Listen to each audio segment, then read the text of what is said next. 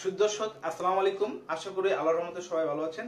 আজকে আরেকটি গুরুত্বপূর্ণ বিষয় নিয়ে আপনাদের মাঝে হাজির হলাম। আমি আরএমপি নাইমুর রহমান। তো আজকের আলোচ্য বিষয় মাংসপেশিতে কিভাবে সুই পুশ করবেন।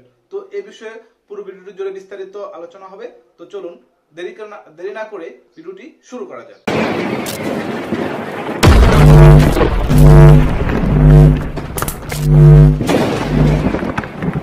তো বন্ধুরা, মাংসপেশিতে কিভাবে সুই দিবেন। তো এর জন্য আপনারা আমার হাতে দেখতে পাচ্ছেন একটি সিঁড়ি, একটি জার। এই জারের ভিতরে আপনার ওষুধ আছে মাসকুলার, মানে আইএম। আইএম মানে হলো মাংসপেশিতে, অর্থাৎ আপনার এই সুটি মাংসপেশিতে দিতে পারবেন, অন্যান্য অংশে আপনি দিতে পারবেন না। চামড়ার নিচে বা রগে এই ইনজেকশন দেওয়া যাবে। মাসকুলার অর্থাৎ মাংসপেশিতে দিতে হবে, এটা আপনার রগে বা চামড়ার নিচে দেওয়া যাবে না। তো বন্ধু, প্রথমে আপনারা এই ইনজেকশন থেকে ইনজেকশন নেওয়ার পর আস্তে আস্তে নেবেন। নেওয়ার পর আপনারা খেয়াল রাখবেন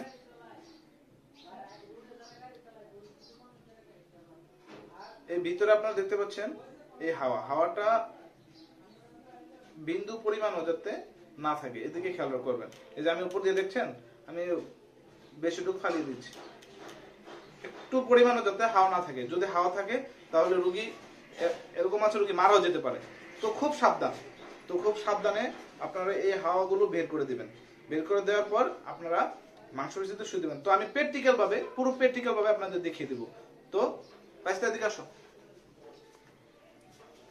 এই যে আপনারা দেখতে পাচ্ছেন, এটা এদিকে একটা হাড্ডি আছে, এটা বলে ইন্টার ক্লাবিক অ্যাকশন, ক্লাবিকাল। এই ক্লাবিকাল থেকে আপনারা এদিকে তিন আঙ্গুল বরাবর নিচে, 3 আঙ্গুল নিচে আপনারা এই যে এই জায়গার মধ্যে আপনারা এই মাংসপেশিতে 90 ডিগ্রি অ্যাঙ্গেলে প্রথমে কি করবেন, হেক্সি সুই দিয়ে সুন্দর করে পরিষ্কার করে জীবাণুমুক্ত করে তারপর 90 ডিগ্রি অ্যাঙ্গেলে এভাবে দিয়ে আস্তে আস্তে আপনার পুরাটা ইনজেকশন আস্তে আস্তে ঢুকিয়ে দিবেন। তো বন্ধুরা দেখে নিলেন কিভাবে মাংসপেশিতে সুই দেওয়া হয়। তো এরকম আরো গুরুত্বপূর্ণ ভিডিও পেতে আমাদের চ্যানেলের পাশে থাকবেন।